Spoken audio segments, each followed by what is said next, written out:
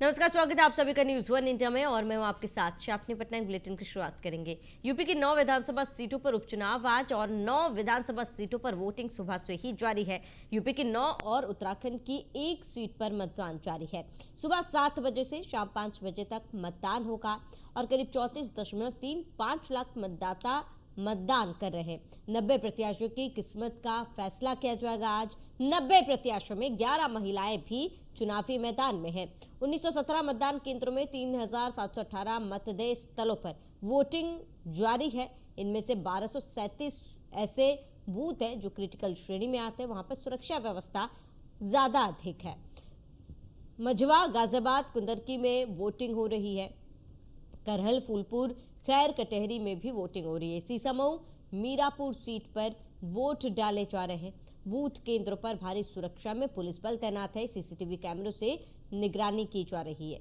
ये बड़ी खबर आपको बता रहे हैं, जहां सुबह से ही मतदान केंद्रों पर लोग पहुंच रहे हैं और अपने मताधिकार का इस्तेमाल कर रहे हैं। अमूमन आप ज्यादा से ज्यादा सीट ऐसी है जहां आप इस्तीफा दिया क्या है, जो विधायक है वो सांसद बन गए दूसरे सीट से चुनाव लड़कर, जिसके बाद ये सीटें खाली हुई है। और इस बार जो चुनावी मुकाबला है काफी ज्यादा दिलचस्प है। जिस तरीके के नतीजे लोकसभा चुनाव में आए थे और लोकसभा चुनाव के नतीजों के बाद बीजेपी से लेकर समाजवादी पार्टी सभी सतर्क है। कहीं ना कहीं समाजवादी पार्टी में अति आत्मविश्वास देखा गया है जीत को लेकर, क्योंकि प्रदर्शन उनका लोकसभा चुनाव में अच्छा रहा था। वहीं बीजेपी दमखम के साथ मैदान में उतरी है। हर बूथ पर बीजेपी ने मेहनत की है और इसके साथ ही पूरी जोर आजमाइश तमाम पार्टियों की तरफ से की जा रही है।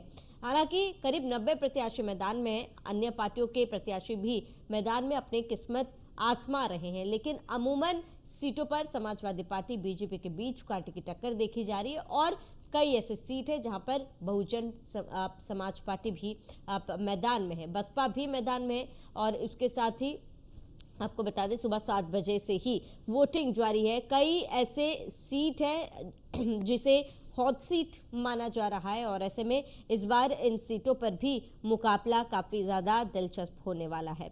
तो ऐसे में आपको बता दें कि कई ऐसे सीटें हैं जहां पर मुकाबला दिलचस्प होने वाला है।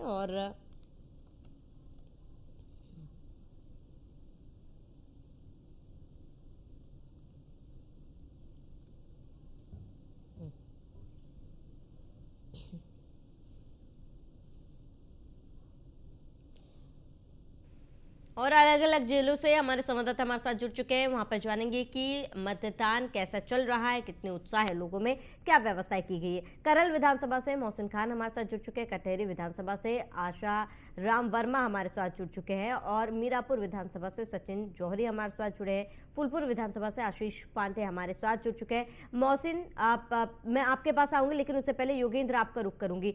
योगेंद्र, किस तरीके की तस्वीरें वहां पर देखी जा रही है, क्या व्यवस्था है वहां पर पोलिंग बूथ पर की गई है? फिलहाल आप कहां पर मौजूद है?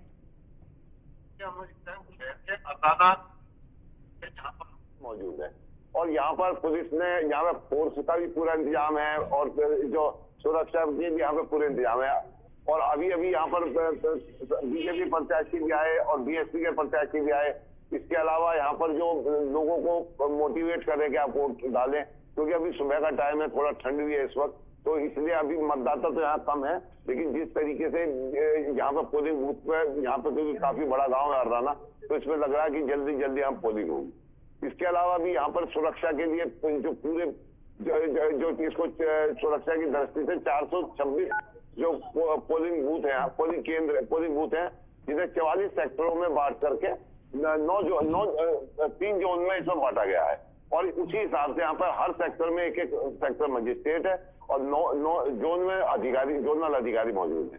और इसके अलावा यहाँ पे पैरामिलिट्री फोर्स का भी काफी इंतजाम किया गया, क्योंकि ये अब एक सिर्फ जो अलीगढ़ जिले की 7 विधानसभा सीटों में से ये केवल एक सीट का चुनाव है, तो इसलिए ना तो फोर्स की कमी है, ना किसी प्रशासन के अधिकारियों की कमी है। केवल जो वोट डालने आएंगे उनकी अभी इंतजार हो रहा है कि अब जैसे जैसे दिन चलेगा, जैसे जैसे दोपहर होगी, गर्मी होगी, तो यहाँ पर वोट डाले जाएंगे। जी ठीक है योगेंद्र, बने रहिए हमारे साथ, मैं लौटूंगा आपके पास। मोहसिन करल से हमारे साथ मौजूद है। मोहसिन, अगर करहल की बात की जाए तो इस बार उपचुनाव में करहल हॉट सीटों में से एक है। सभी की निगाहें भी करहल सीट पर टिकी हुई है और क्योंकि अब करहल सीट की अगर बात की जाए तो काफी सोच समझ के प्रत्याशी उतारे गए हैं। किस तरीके की फाइट करहल में आप देख पा रहे हैं फिलहाल मोहसिन?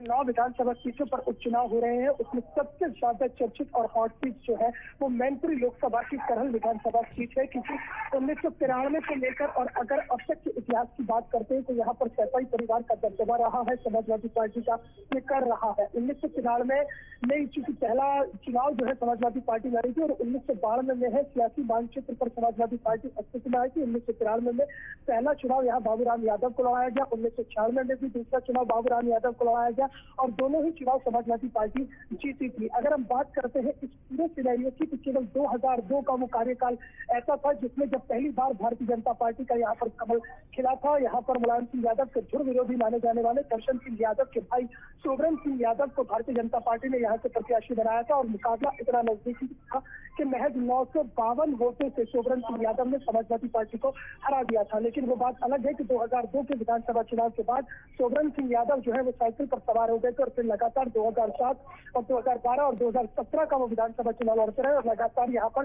कब्जा चला रहा। 2022 के विधानसभा चुनाव में यहाँ से खुद समाजवादी पार्टी के राष्ट्रीय अध्यक्ष अखिलेश यादव ने चुनाव लड़ा था और उन्होंने एसपी सिंह बघेल भारतीय जनता पार्टी के प्रत्याशी को यहाँ से शिकस्त दी थी। अब चूंकि अखिलेश यादव ने लोकसभा का चुनाव लड़ा, सांसद बने, ये सिर्फ खाली हुई है तो उनके जो भतीजे हैं तेज प्रताप यादव वो चुनावी मैदान में है। और देखिए सबसे बड़ी बात यह है कि अगर हम करहल विधानसभा सीट के इस पूरे जातीय समीकरण और सियासी समीकरण की अगर बात करते हैं तो यहाँ पर भारतीय जनता पार्टी ने एक बार फिर से 2002 के इस फॉर्मूले को इस्तेमाल किया है, उसे यहाँ पर उतारा है कि जो 2002 में जब सोबरन सिंह यादव को चुनाव लड़ाया गया था, क्योंकि भारतीय जनता पार्टी ये समझ चुकी है कि अगर करहल सीट पर मुकाबला करना है तो फिर यादव वर्सेस यादव फाइट करानी होगी और यादव वर्सेस यादव फाइट में भी भारतीय जनता पार्टी ने यहाँ पर जो तेज प्रताप यादव है उनके फूफा यानी कि आजमगांव से जो सांसद है धर्मेंद्र यादव, उनके सगे जीजा अनुजेश यादव को यहाँ से अपना उम्मीदवार बनाया। अनुजेश यादव और उनकी पत्नी जो है वो पहले समाजवादी पार्टी में हुआ करती थी, लेकिन फिर पारिवारिक कलह के चलते उन्होंने समाजवादी पार्टी को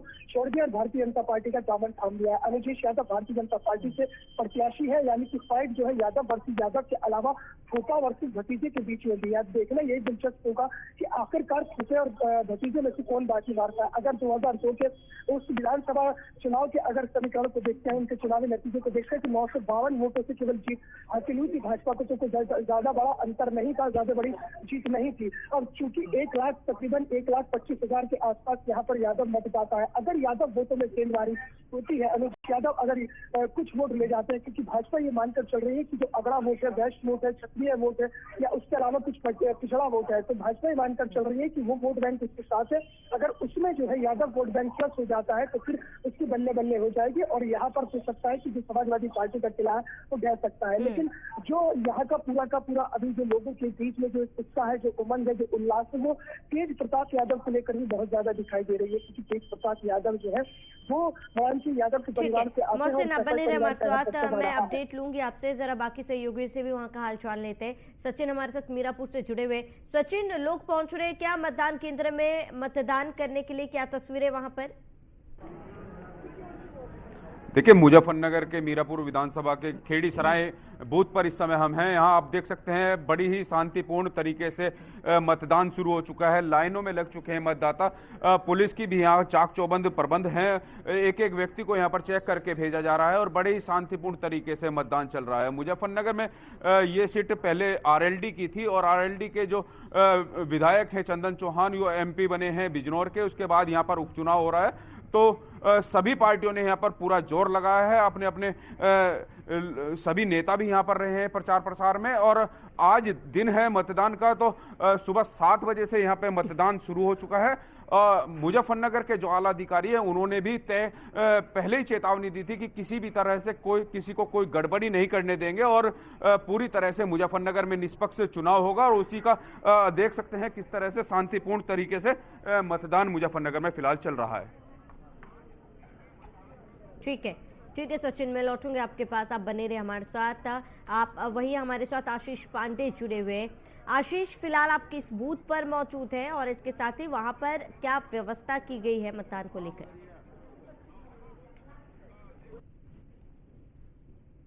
लोग में पतुल्की विद्यालय उसमें जो बूथ है वहां पे इसमें हम लोग फूलपुर में अगर बात करें तो ये ग्रामीण क्षेत्रों में क्योंकि फूल से पूरा फोर्स डिप्लॉय किया गया। आशीष हमारे साथ लगातार बने हुए हैं फूलपुर सीट से। अब आशीष, अगर फूलपुर सीट की बात की जाए तो वहां पर व्यवस्थाएं कैसी, साथ ही इस बार क्योंकि काफी ज्यादा सोच समझ के प्रत्याशी जो है मैदान में उतारे गए हैं, तो इस बार आप फाइट कैसे देख पा रहे? क्या दो पार्टी, जहां अमूमन तमाम जो सीटें हैं वहां पर ये tough fight Samajwadi party BJP के बीच देखी जा रही है, या फिर फूलपुर सीट में भी त्रिकोणीय मुकाबला आप देख सकते हैं? नहीं, बिल्कुल अगर बात करें तो फूलपुर जो विधानसभा सीट है वो काफी वीआईपी मानी जाती है, प्रयागराज से सटी हुई विधानसभा सीट है। अगर हम बात करें तो हम लोग पतुल्की प्राथमिक विद्यालय जहाँ पे बूथ है वहाँ पे हम लोग खड़े हैं। अगर बात करें मतदाताओं की तो जाहिर बात है फूलपुर जो विधानसभा है इसमें एक बहुत बड़ा हिस्सा एक ग्रामीण क्षेत्रों से आता है। ग्रामीण क्षेत्रों से आता है। सुबह 7 बजे जब मतदान शुरू हुआ है तो जो ग्रामीणों के बीच में उत्साह नजर आया है काफी अच्छा। अभी जैसे जैसे क्योंकि ठंड का मौसम था, सुबह ग्रामीण क्षेत्रों में ठंड काफी थी, लेकिन फिर भी 7 बजे जैसे ही चुनाव हुआ हम लोग जब बूथ पहुंचे तो कहीं ना कहीं आप लोगों के अंदर काफी उत्साह नजर आ रहा है और ग्रामीण क्षेत्रों से काफी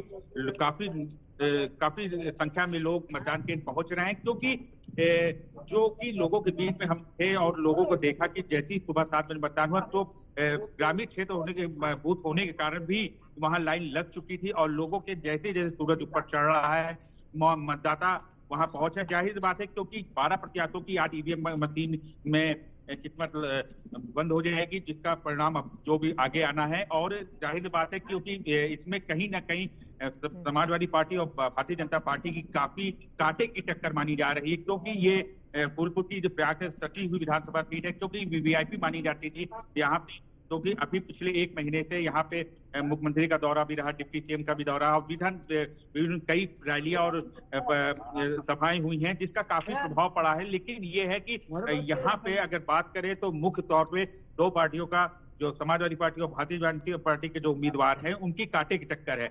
और क्योंकि ये इससे पहले बीजेपी के खाते में ये सीट थी, जो लोकसभा चुनाव में सांसद चुने गए वो भारतीय जनता पार्टी चुने गए, तब ये जो विधायक की सीट थी वो भी भारतीय जनता पार्टी, उन्होंने लोकसभा में सांसद ने जीत हासिल की, तो ये उप सीट खाली हुई। क्योंकि इससे पहले भी अगर बात करें तो ये जो सीट थी फूलपुर ये भारतीय जनता पार्टी के खाते में थी। लेकिन अब की बार ये देखा जा रहा है कि जो फूलपुर की सीट है, दोनों समाजवादी पार्टी और भारतीय जनता पार्टी की बात करें तो दोनों के बीच में कांटे की टक्कर है। और ये जो सीट देखी जाती है काफी महत्वपूर्ण मानी जाती है, क्योंकि इसमें कहीं ना कहीं दोनों पार्टियों की साथ, क्योंकि अभी हाल में ही मुख्यमंत्री का सभाएं भी हुई, रैलियां हुई, डिप्टी सीएम भी आए, और साथ में अगर समाजवादी पार्टी की बात करें तो अखिलेश सिंह और कई बड़े नेताओं की भी यहाँ पे रैलियां जनसभाएं हुई। तो जाहिर बात है फूलपुर पर कहीं ना कहीं दोनों पार्टियों की साख लगी हुई है और जिस तरह देखा जा रहा है कहीं ना कहीं दोनों पार्टियों का इसमें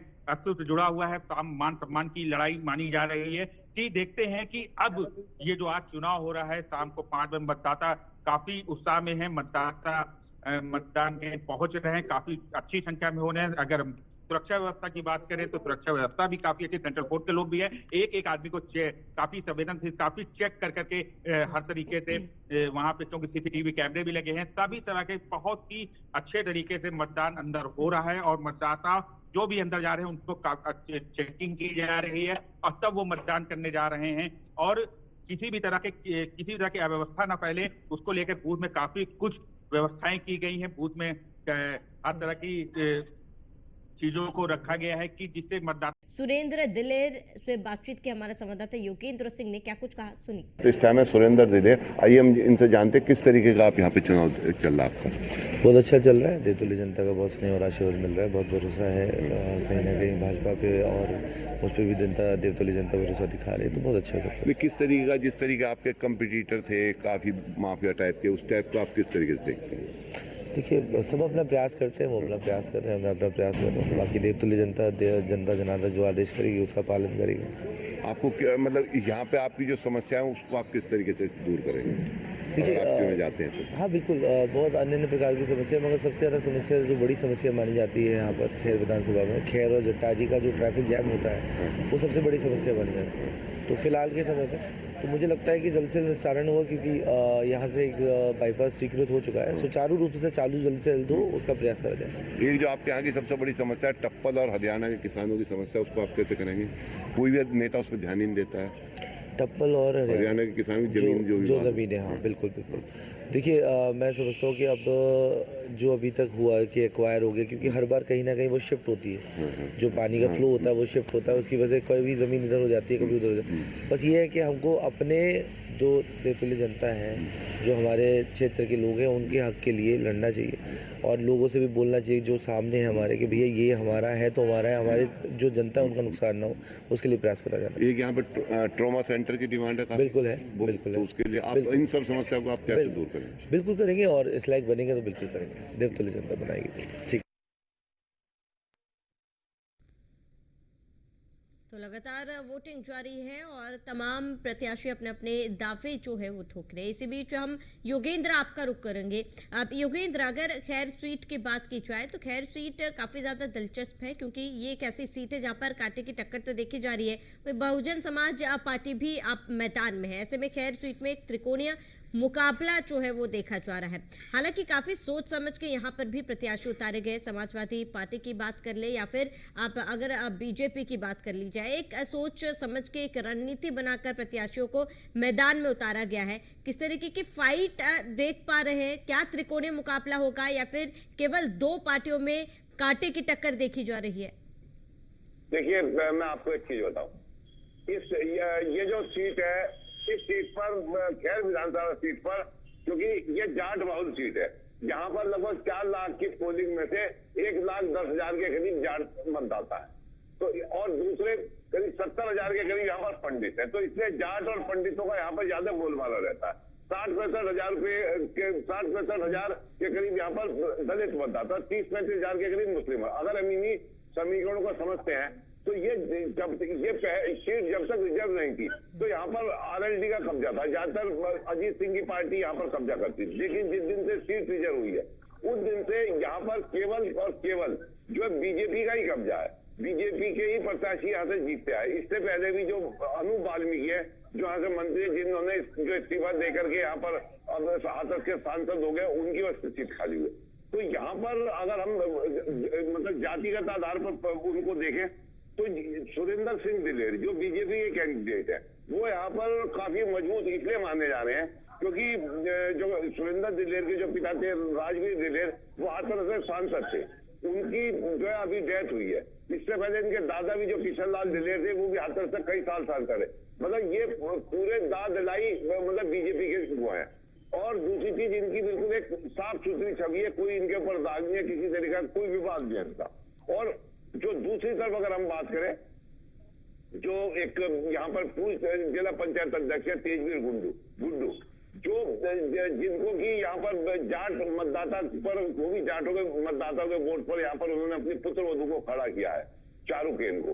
तो चारूकेन खुद दलित समाज से आती है, प्लस जो क्या कहते हैं, अगर वो जाट उनको वोट देते हैं तो अगर 1,10,000 में से कितने जाट वोट वो ले पाते हैं, प्लस जो 65-70,000 के करीब वो है दलित वोट, वो कितने उनकी तरफ जा पाते हैं। और अगर हम बीजेपी की बात करें तो बीजेपी की जो अपने परंपरागत वोट है वो है ही, एसटी वोट भी है। तो इन सब को देखते हुए केवल ये दो कोणीय मुकाबला है, त्रिकोणीय नहीं, क्योंकि तीसरा जो बीएसपी का प्रत्याशी है वो इतना मजबूत नहीं है। तो यहाँ पर केवल सपा और बीजेपी के बीच में जो भी कुछ है वो देखा जा रहा है। और जहां तक उम्मीद है, क्योंकि जो जाट, क्योंकि एक सबसे बड़ी यहाँ एक चीज है, जो ये चारूकेन है, उनके जो ससुर है वो यहाँ पे एक बड़े मलखान सिंह थे नेता, जाटों के नेता, उनके हत्याकांड में यहाँ पर सजा काट रहे हैं। तो जो भी अब जैसे योगी जी आए, उन्होंने भी इसी बात को उठाया। इसके अलावा जो भूपेंद्र सिंह आए, जितने मंत्री आए, उन्होंने सबको इसी बात को उठाया कि जो जाट नेता है, मतलब जो जाट की हत्या में जेल में हो जिनका ससुर, उनको जाट कैसे वोट दे सकते? तो इसका फायदा सीधा इस चीज का उसको सुरेंद्र दिलेर को मिलता दिखाई दे रहा है। और जहां तक उम्मीद है, बहुत तगड़ी फाइट तो नहीं है, लेकिन सुरेंद्र दिलेर की काफी हद तक अच्छी स्थिति है। जी ठीक है। ठीक है, आप बने रहे हमारे साथ। योगेंद्र, मैं लौटूंगा आपके पास। और मोहसिन, आपका रुख करूंगी। मोहसिन, आप इसलिए भी दिलचस्प करहल सीट है क्योंकि यहाँ पर अखिलेश यादव की शाख दाव पर है, या फिर यूं कहें कि उनकी प्रतिष्ठा जो है वो दाव पर है। ऐसे में क्योंकि यादव वर्सेस यादव की लड़ाई है, आप क्या लगता है कि किसके लिए ये चुनाव टफ रहने वाला है इस बार?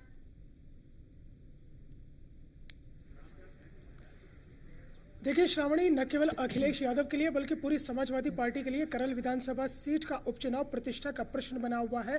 और भारतीय जनता पार्टी इस कोशिश में है कि यहां पर समाजवादी पार्टी के किले को ढा दिया जाए। यही वजह है कि अनुजेश यादव को यहां पर भारतीय जनता पार्टी ने अपना प्रत्याशी बनाया और 2002 के उस फॉर्मूले को इस्तेमाल किया है कि जब सोबरन सिंह यादव यहाँ से चुनाव जीत कर गए थे, 952 वोटों से चुनाव जीते थे। तो इसलिए यादव वर्सेज यादव की इस फाइट में मुकाबला इसलिए दिलचस्प होता हुआ नजर आ रहा है कि तकरीबन 1,25,000 के आसपास यहाँ पर यादव वोट है। उसके बाद में जो है यहाँ पर क्षेत्रीय वोट तकरीबन 30,000 के आसपास है और ब्राह्मण और वैश्य वोटों की जो संख्या है वो भी तकरीबन 18 से 20,000 के बीच में है और 15,000 यहाँ पर मुस्लिम मतदाता है। तो भाजपा ये मानकर चल रही है कि जो अगड़ा वोट है, वैश्य मतदाता है या फिर पिछड़ी जाति के कुछ मतदाता है, वो उनके साथ है और उसमें अगर यादव वोट बैंक प्लस होता है तो वो काफ़ी हद तक उसे जो है आगे खींच ले जाने में बड़ा कामयाब हो जाएंगे। लेकिन इतना ज़रूर है कि इस बार जो है उपचुनाव में जो जिस तरह से समाजवादी पार्टी पूर्व में चुनाव जीतती रही है और 2022 में अखिलेश यादव यहाँ पर अच्छे मार्जिन से चुनाव जीते थे, उससे पहले सोबरन सिंह यादव चुनाव जीतते रहे, उससे पहले बाबूराम यादव चुनाव जीतते रहे, तो उस तरह का मुकाबला नहीं है कि एक तरफा आप ये कह दें कि समाजवादी पार्टी जो है करल विधानसभा सीट से उपचुनाव जीत जाएगी। मुकाबला बेहद नजदीकी का, कांटे का और दिलचस्प होता हुआ नजर आ रहा है और फाइट बहुत टाइट हो रही है क्योंकि यहाँ भोपाल यहाँ के समीकरण आपसे समझेंगे, लेकिन आप बने रहे हमारे साथ, तमाम संवाददाता हमारे साथ बने रही है। यहाँ पर रुकेंगे एक छोटे से ब्रेक के लिए, जल्द हाजिर होंगे।